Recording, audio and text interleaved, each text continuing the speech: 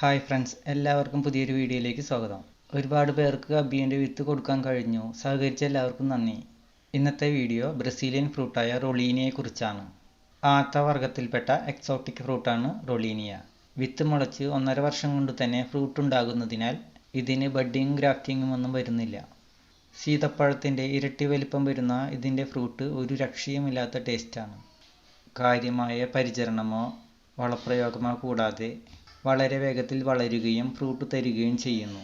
ചെറിയൊരു പുളിയും നല്ല മധുരവും പിന്നെ വല്ലാത്തൊരു ഫ്ലേവറുമാണ് ഈ പഴത്തിന്.